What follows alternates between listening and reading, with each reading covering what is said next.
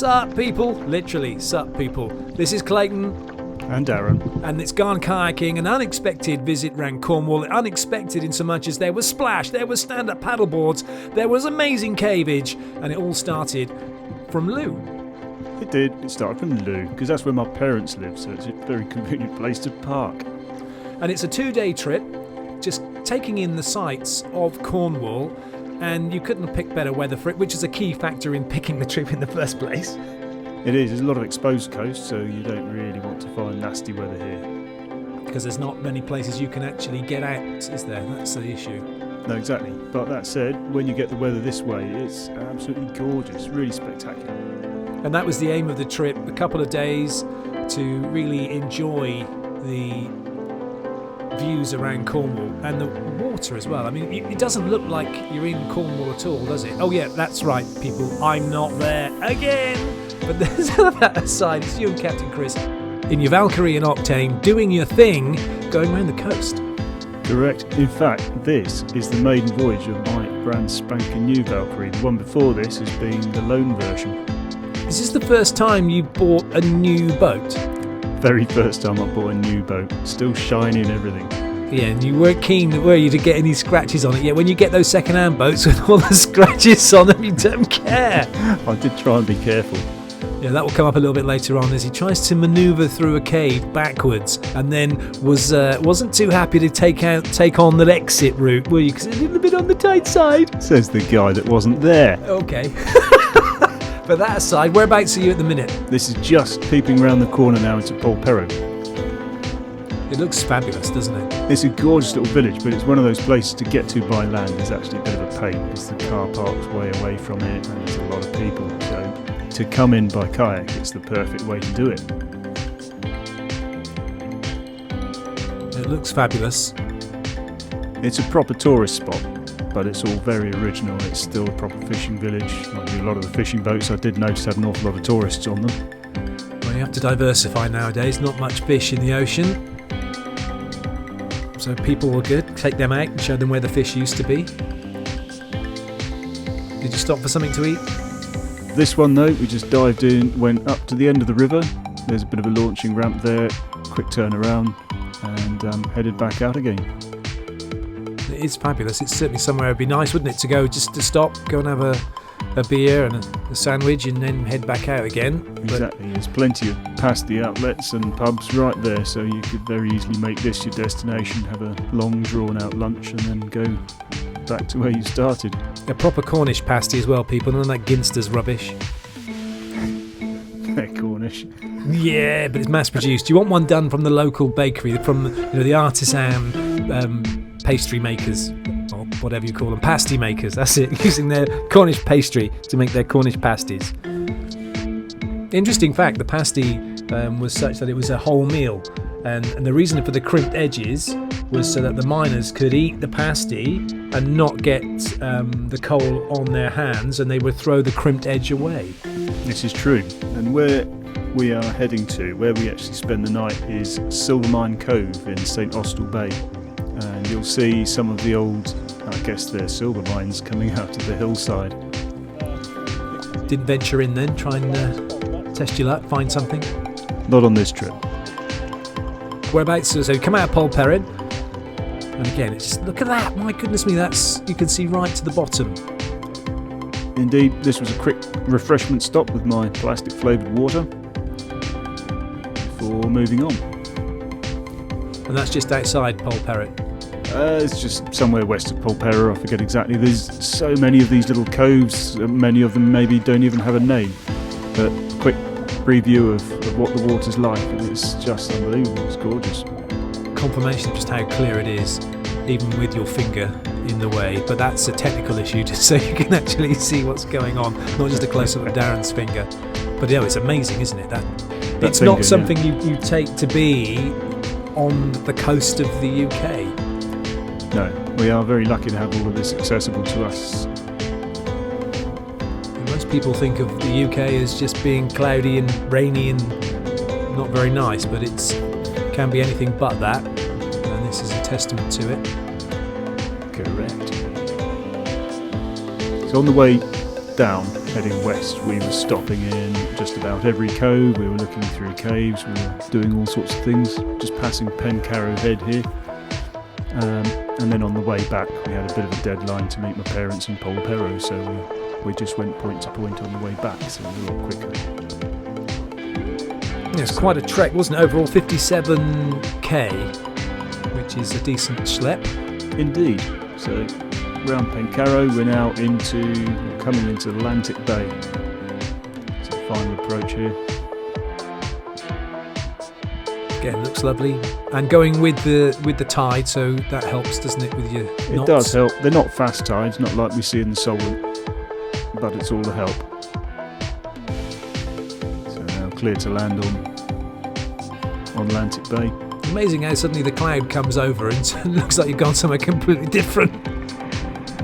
The sun not shining on it and then coming back out again. It's what a cloud can do. But again, that water, incredible. I was lined up for a shot for Chris falling in, and he got straight in, and it all went well. Yeah, he's just getting too clever with his boat now. Running out people to take the mick out of. You'll have to get up now. Yes, that will be coming with the downwind little slip we had. This is coming now across the entrance to Fowey. Some waves and some slow-mo. Got to have your slow-mo. That's pretty cool, and that's all just from the boat, isn't it? So both you and Chris riding through that. Indeed, that was the wake of a big old cruiser thing coming out of there. So have a quick look at the castle, because it's there, because we can. And on the right you can see now Gribbin Head, that's the barber pole marker there on the top of Gribbin Head. Around Gribbin, and that is now into St Austell Bay.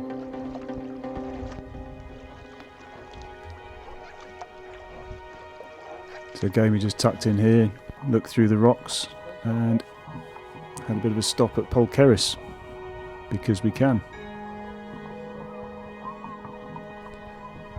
It really is. I mean, this one is all about just the views that are on offer, and if you're thinking of going out and making a trip like this is what you're going to be able to see and enjoy. And this really only brings you what do you have? You must have had about 3 or 4 hours of footage, and it's been cut down to 15 minutes. It really doesn't do justice to exactly what you were able to see and where you were able to go. Exactly. It was the stuff I was chopping away was really good stuff. And what I will do is we'll put on that as a almost an unabridged version, so an hour-long version where you can just enjoy the scenery and not see Darren and Captain Chris so much, but looking at the views all the way along and really enjoy that. If you can't get out and you can't do it, but maybe give you some inspiration to go and do it. These were passing Duporth, P&Porth, and a couple of other lone kayakers out there. Obviously heavy traffic. And didn't take a shot of where we actually stopped, but this was what I woke up to as the sunrise. So that's looking back towards Gribbin. Very nice indeed. And this was my bedroom. What was the nice warm night, was it? It's gorgeous. I did have a puncture in my airbed though, but that's another issue. Unlucky. Sympathy. Oh, shame. Oh dear. So on the right here, you will see a little rusty stain on the side. That's the entrance to one of these old tin mines, and I guess the metals are seeping out of the land still. You can see another one here. That's how close they were to the shoreline, just in through the cliff. That's it. Just get in and try and mine for silver. Rumour has it they might be looking to go back there and carry on mining for silver at some point. Such is the price of silver nowadays. Put that aside. Could be. Tell you what, look at that. That looks amazing, doesn't it? To have a house there, but I guess also there's a few issues with wind and rain and stuff. When the weather's not great. Bit of rust stain around the window, I'm sure. Yeah. But I'd swap if he asks nicely. Certainly get your privacy with that. And now, again, you just the pair of you out, and it's just you two, isn't it? And the sea. It looks amazing. This, I think, is Gerrans Point. We go round there. We can see Black Head there in the distance, the furthest point, and that's the last one before turning into Mebegissi and Pentuum. But for us, that was as far west as we got. And so we're now cut straight back across, and you see Gribbin Head again, but now we're further offshore, There's just a beeline now for point to point, get back to Polperro, where we'd arranged a lunch date with parents. And once again, you've got the wind with you going back, which helps, doesn't it? Because the current with us, yeah. There's almost no wind. Yeah, you can see that from that shot. It's incredible. Like Loads glass. of jellyfish, but I couldn't see them on the camera. Any seals? Anything? Any other creatures around? Sadly not on this one. But we did find a cave. Oh yes, the cave, where Darren, with his reversing lights on and beep, beep, beep, beep, try not to scratch your lovely new machine. At least it's out of the garage. All right. So showing off your reversing skills. We went into this cave and found it's actually got a private bay at the back and even a back garden. There's a little exit. Which you decided not to use. Yeah, it looked a bit narrow. Nice new boat to start grinding it through the narrow ways. Well, you must have been really worried then that you're almost up on the rocks. Yeah, it was heartbreaking. No such fear for Captain Chris. There we go. There's the back door.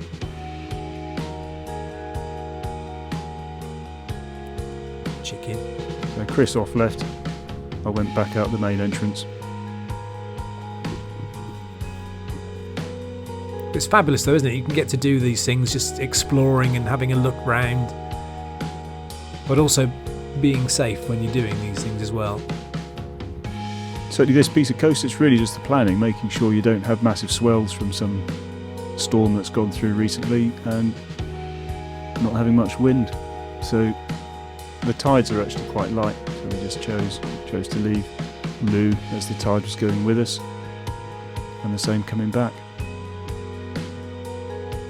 Another heavy traffic zone with another kayaker, and this is now coming back to Polperro on the way back, so this time we do stop. Now that boat coming out, who's got the right of way there, him or you? If you was to carry on, obviously you could just run straight through you, but you need to give way to him. We're supposed to pass on the right. He couldn't have come to my right because he'd have been on the rocks. But I'm so far into the rocks, he's not going to come that close to the rocks. All good. So now just drifting quietly up to the beach, because it was actually quite a few people there, so didn't really want to go barging through all the swimmers. So a fabulous couple of days, which ended up with lunch with your mum and dad. Exactly. There's Mum and Dad. Yay! Brilliant. Spot of fame. And that was it. Very quick lunch. Probably about 3 seconds long. And then we're off again.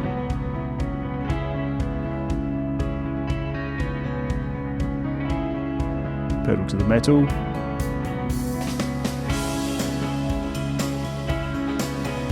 It does make for spectacular viewing once again, and the weather always helps and makes it very enjoyable to do and to watch as well.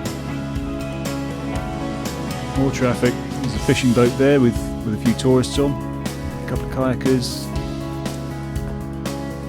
And that's why I said at the beginning, sup, because it's the stand-up paddleboarders enjoying their moment.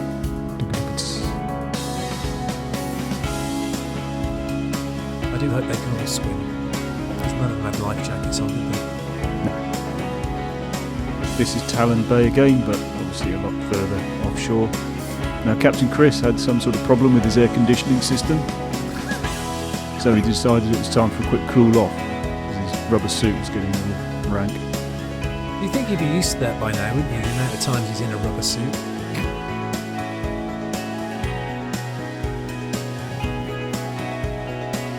Didn't go full on scuba. He's got a snorkel there. What was he looking for, a sense of humour? Just an excuse, I think. From all accounts, it wasn't that fascinating. Rocks and seaweed. And now, coming back towards Looe, you can see Looe Island here. More stand-up boarders. And here we are, arriving at Looe. It's a lovely place, Lou. Actually, I used to go there as a kid on my holidays with Mum and Dad. In fact, all of the towns around the coast there are magnificent, and that's the how you did it. That's the trip. Zoomed out so you can see where we are in the UK, and then zoomed in so you can see the outward bound trip, following the coast right in close, going in and out in every little cove, and then coming back just point to point.